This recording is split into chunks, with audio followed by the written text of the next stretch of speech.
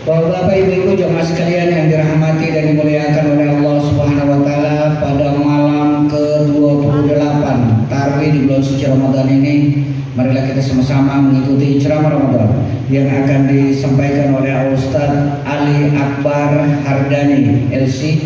Pada Ustaz dengan hormat kami silakan. Bismillahirrahmanirrahim. Assalamualaikum warahmatullahi wabarakatuh. Waalaikumsalam warahmatullahi wabarakatuh. Alhamdulillah wassalatu wassalamu ala Rasulillah sayyidina wa habibina Muhammad ibn Abdullah wa ala alihi wa sahbihi wa man walah. Amma ba'd.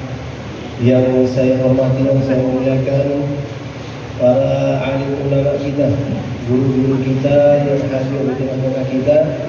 Ada kita punya imam masjid, ada juga saya punya ustaz yaitu Pak Dr. Bini Hasan. Juga kepada seluruh daripada tuan-tuan guru yang tidak bisa saya sebutkan namanya satu persatu, namun tidak mengurangi rasa hormat dan memuliakan saya kepada antum semua.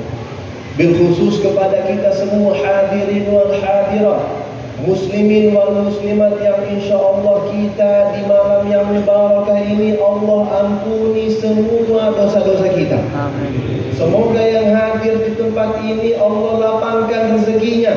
Amin. Yang punya penyakit Allah angkat penyakitnya. Yang punya hutang Allah lunaskan hutang-hutangnya. Kalau ada yang hadir yang belum menikah, semoga tahun ini dia menikah. Yang sudah menikah, nikah lagi. Ini kalau doa nikah lagi nih enak betul aminnya ini Pak. Insya Allah kita semua istiqomah sampai akhir Ramadan. Amin ya rabbal alamin. Hadirin yang dimuliakan Allah Subhanahu wa taala, ini kali pertama saya mengisi di masjid ini. Kebetulan juga saya baru pulang daripada menyelesaikan saya punya kuliah. Saya kemarin kuliah di salah satu negara Timur Tengah. Saya kuliah di Pakistan. Bapak Ibu tahu Pakistan? Tahu? Sebelahnya dulu sana. Ini Pakistan salah satu negara yang agak konflik-konflik sedikit. Tapi alhamdulillah saya di sana tidak lama. Saya di sana semester terakhir, tidak terlalu lama. Jadi saya pulang ke sini. Alhamdulillah. Ala kulli hal, saya cuma ingin mau bilang saya senang berada di muka Bapak Ibu semua. Saya senang apalagi yang menghubungi tadi saya punya guru, itu Ustaz Bini Hasan. Senang sekali. Ini beliau punya murid, beliau izinkan untuk tampil di depan. Nah insya Allah dengan perkenalan ini saya mau ingin kasih tahu, saya punya nama tadi agak salah sedikit disebut. Nama saya Ali Akbar bin Abdullah Al-Hadrami. Saya asli Jawa Pak Bu. Saya punya abah Arab Jawa, saya punya ibu Jawa. Hijrah ke Palu, saya lahir di Palu. Nah orang-orang tua di Palu, di kampung Palu khususnya bilang, ente sudah bukan ke Jawa lagi, Tokai Imami. Jadi hadirin dan dimuliakan Allah Subhanahu wa taala, saya kenalkan saya punya diri. Mungkin nanti bapak-bapak sekalian ketemu dengan saya di jalan, ibu-ibu ketemu dengan saya di jalan, sudah baru kenal, tidak asing lagi. Nah hadirin yang dimuliakan Allah Subhanahu wa taala, kita telah berada di malam yang ke-28. Di akhir-akhir Ramadan ini ada satu malam yang Allah kasih yang sangat spesial bagi kita. Malam tersebut dinamakan malam Lailatul Qadar. Malam Lailatul Qadar ini jumhur ulama, ini mayoritas ulama berpendapat bahwasanya malam Lailatul Qadar ada di 10 terakhir bulan Ramadan. Ada di 10 terakhir di bulan Ramadan. Jadi fi ashri min akhir Ramadan, di 10 terakhir. Adapun ada sedikit ulama berpendapat, ini sebagian saja. Mereka berpendapat bahwasanya Lailatul Qadar itu jatuh di malam ke-17 Ramadan. Yakni bertepatan dengan malam nuzulul Quran. Ini pendapat sedikit. Jadi kita umat Islam, pendapat yang jumhur, yang mayoritas kita ikuti, pendapat yang sedikit kita hormati. Nah, ada salah satu rahmat yang Allah kasih sama kita di bulan Ramadan ini, dan ini sudah sering terjadi. Mulai dari zaman Nabi Muhammad, zaman sahabat, zaman tabi'in, zaman tabi'in, ini sudah sering terjadi. Rahmat yang Allah kasih sama kita umat Islam, yaitu perbedaan pendapat. Nabi SAW ketika masih hidup, Nabi keluarkan satu kata, para sahabat pun menafsirkan kata tersebut berbeda-beda pendapat. Jadi hadirin, perbedaan pendapat di kalangan umat Islam, di kalangan Ahlus Sunnah wal Jamaah ini adalah hal yang wajar. Hal yang sudah sangat sering terjadi. Dan tidak perlu kita menganggap hal tersebut dengan sikap yang terlalu arogan. Sikap yang terburu-buru menghukumi orang. Nah, kita di bulan Ramadan ini seringkali umat Islam di seluruh dunia pasti berbeda menentukan awal puasa, kapan jatuh bulan Ramadan dengan kapan hari raya Idul Fitri. Ini sudah pasti terjadi. Ada yang pakai ru'yatul hilal, yang melihat hilal. Ada yang pakai imkanul ru'yah, ada yang pakai metode ihsa, yang dipakai saudara-saudara kita di Muhammadiyah, betul Pak? Ada juga saya pernah dapat pendapat dia ru'yat global, ru'yatul alamiyah. Dia dari seluruh negara kaum muslimin, kalau ada satu negara yang sudah lihat hilal, maka yang lain wajib mengikuti. Ada pendapat seperti ini. Dan ini tidak perlu diributkan. Karena perbedaan seperti ini adalah rahmat. Berada di malam yang ke-28, betul? Ya. Ini malam kalau bagi umat Islam NU, Al-Khairat segala macam dan yang serupa, ini malam mereka yakini malam genap. Tetapi bagi teman-teman Muhammadiyah, teman-teman Persis, segala macam itu, mereka yakini malam ini malam ganjil. Nah, Allah kasih perbedaan pendapat sama kita biar kita tidak bisa pilih-pilih malam ganjil ini. Kita kan Lailatul Qadar di 10 terakhir di malam ganjil. Kalau begitu saya malam 23, 25, 27 saya mau ke masjid sesuai yang saya yakini. Tidak bisa, Pak. Justru yang terjadi adalah malam genap dan malam ganjilnya Muhammadiyah yang genap. Atau orang Muhammadiyah, saya mau iktikaf di masjid, saya mau tarawih, saya mau witir 23, 25, 27 sesuai yang saya yakini, sesuai orang-orang Muhammadiyah yakini. Tidak bisa. Bisa jadi malam ganjilnya dia tidak tepat. Justru yang tepat malam ganjilnya orang-orang NU dengan Al-Khairat. Jadi bagaimana solusinya? 10 terakhir di bulan Ramadan jangan pilih-pilih, hantam semua ibadah. Ini perbedaan pendapat yang Allah kasih sama kita. Jadi dikatakan dalam suatu riwayat, al-ikhtilaf fi ummati Muhammad SAW rahmatun. Saya tidak tahu ini bukan hadis, bukan apa. Ada sebagian pendapat bilang ini ja'an minal khabar. Ini datang daripada sahabat. Ada yang bilang ini perkataan tabi'in.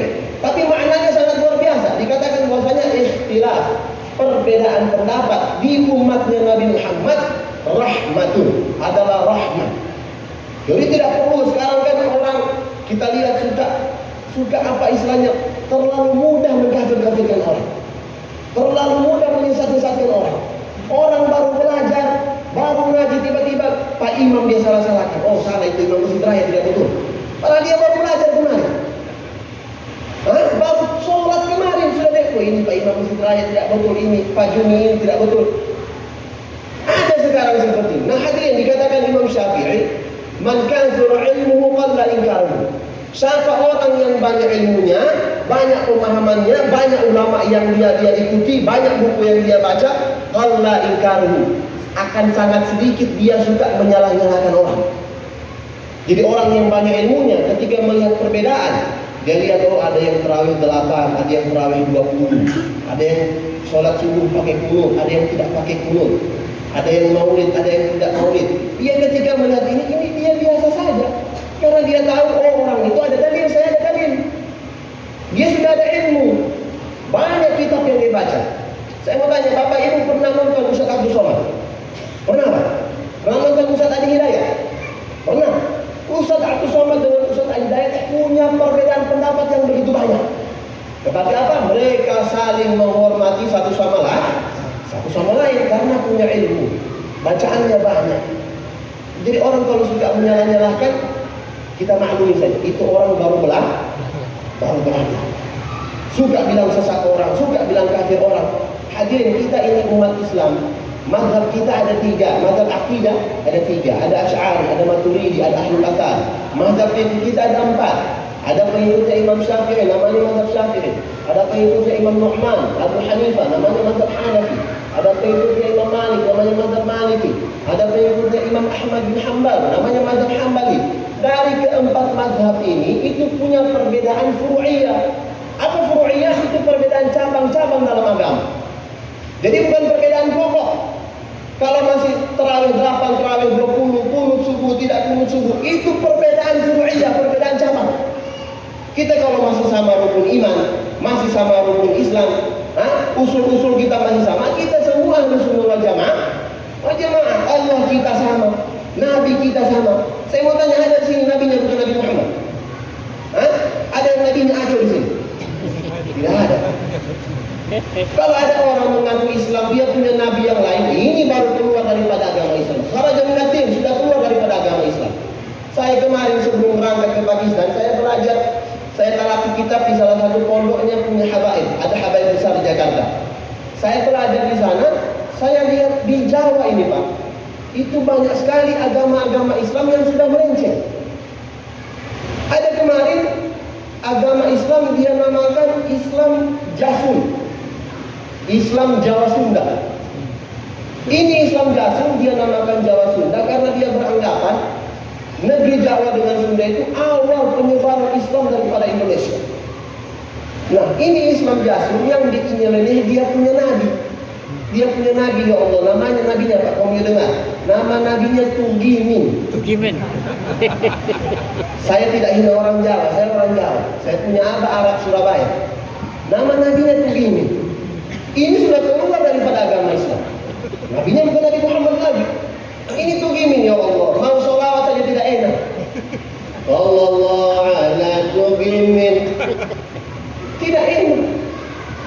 Tapi ada seperti, nah kalau sudah seperti ini, dia punya nabi sudah beda, dia punya keyakinan sudah beda. Ini baru bukan agama Islam. Tapi kalau ada yang pakai kunut, ini masih sama-sama Ahlussunnah wal Jamaah. Tidak perlu ente ribut-ribut masalah ini. Orang yang banyak ilmunya, orang yang cerdas, kalau masalah ini dia tidak ribut. Ada saya punya teman telepon, dia tanya, Ustaz, bagaimana keadaan umat Islam di Palu? Masih ribut, suka ribut masalah kunut atau tidak? Saya bilang, oh umat Islam di Palu sudah tidak ribut masalah kunut subuh. Oh sudah cerdas orang di Palu? Tidak ada yang sholat subuh ini. Apa mau diributkan? Sudah kurang orang sholat subuh, pemain inti saja yang sholat subuh. Ini terawih 8, terawih 2, dia tidak terawih. Terawih 20 tidak betul, dia tidak terawih. Makanya hadirin yang dimuliakan Allah Subhanahu wa Ta'ala, perbedaan yang ada sama kita, perbedaan mazhab, apalagi cuma perbedaan kelompok, NU, Muhammadiyah, Al-Khairat, Jamaah Tabligh, segala macam namanya, tidak perlu kita ributkan. Masing-masing punya kaifiyah, punya cara sendiri. Kaifiyahnya boleh berbeda, caranya boleh berbeda, tapi natijahnya sama, kesimpulannya sama. Sama-sama kita taqarrub ilallah, sama-sama mendekatkan diri kepada Allah. Pada Allah. Al-Khairat punya cara dakwah sendiri, Muhammadiyah punya cara dakwah sendiri, Jamaah Tabligh juga punya cara dakwah sendiri. Tapi tujuannya mengumpulkan orang di masjid sama-sama pada sama Allah. Tidak perlu kita lagi saling-saling ribut. Nah hadirin dan dimuliakan Allah Subhanahu wa Ta'ala, ini saya mau tambah sedikit, tapi tidak terlalu lama. Boleh Pak? Boleh. Tapi insya Allah tidak terlalu lama karena ceramah ini dia tidak perlu lama-lama. Ini ceramah biar dia pendek, yang penting masuk semua. Daripada panjang masuk saya. Ini ceramah biar dia pendek, yang penting masuk semua. Daripada panjang masuk saya. Saya mau tanya dulu ibu-ibu, Bu, mana suara ibu-ibu ini? Ibu-ibu suka yang pendek masuk semua atau panjang masuk saya nggak? Pendek masuk semua. Ceramah ini Pak, ceramah.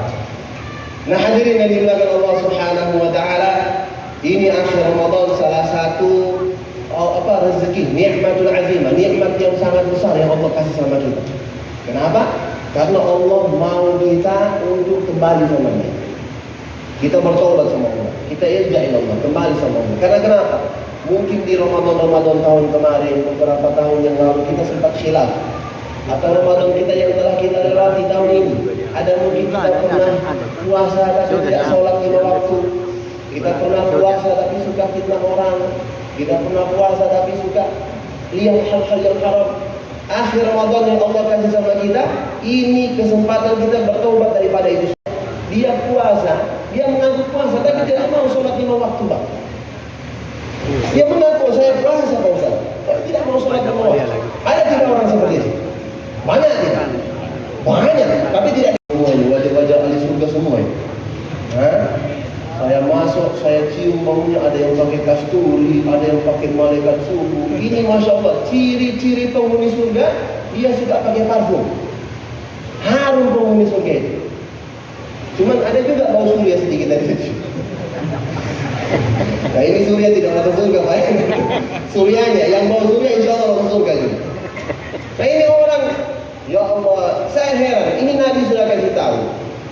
Banyak orang yang dia puasa, laisa lahu min siyamihi illa al-ju' wal 'atash. Dia tidak dapat apa-apa dari puasanya kecuali lapar dan haus saja. Kenapa seperti itu? Dia puasa tidak sholat. Dia puasa, dia suka fitnah orang, ajak ribut orang. Dia puasa tiap hari lihat hal yang haram. Tiap hari di HP dia nonton cewek joget-joget di TikTok. Kenapa saya tahu? Kita lihat juga. Karena kita punya HP. Cuma yang jadi masalah, nafsu dengan iman ini bermain. Kalau kita orang punya nafsu lebih kuat daripada iman, kita orang nonton sampai habis. Tapi kalau orang yang imannya kuat, yang dia menguasai nafsu, nafsunya tadi nafsu mutmainnah, nafsu yang dikendalikan oleh iman, dia skip itu Pak. Nah yang terjadi di bulan Ramadan ini, kenapa banyak orang bermaksiat, padahal Allah sudah belenggu itu setan, Allah sudah penjara, karena nafsunya orang-orang tersebut yang melebihi syaitan. Nabi kan sudah bilang, kalau sudah bulan puasa, futihat abwaabul jannah, dibuka itu pintu-pintu surga. Wa ghulliqat abwaabun nar, dan ditutup pintu neraka. Wa sulsilat syayatin, dan dirantai itu syaitan-syaitan. Jadi bulan Ramadan ini tidak ada syaitan, Pak. Tidak ada syaitan. Yang bermain ini nafsu. Ada orang saya tanya, ente puasa kenapa tidak sholat? Dia bilang, oh ini Ustaz, apa godaannya syaitan keras betul, kuat sekali. Saya bilang, tidak, kau yang lebih setan. Jangan kesalahan setan. Tidak ada setan di bulan Ramadan. Kau yang 11 bulan kemarin tidak pernah dekat dengan Allah, kau melawan sama Allah, maksiat sama Allah, dididik sama setan 11 bulan, masuk bulan Ramadan masih kau ikuti dia. Ini orang sukses jadi sarjana setan, anak murid. 11 bulan setan ajar dia. Masuk bulan Ramadan setan sudah tak kunci. Dia mau lihat, oh ini berhasil tidak anak punya murid ini. Ada yang berhasil juga. Dia bulan Ramadan masih maksiat dia. Ini nafsunya, nafsunya yang melebihi syaitan. Saya lihat orang yang tidak puasa ini minta maaf. Ini di kitab-kitab ulama yang saya baca, bahasa yang paling ringan dari mereka.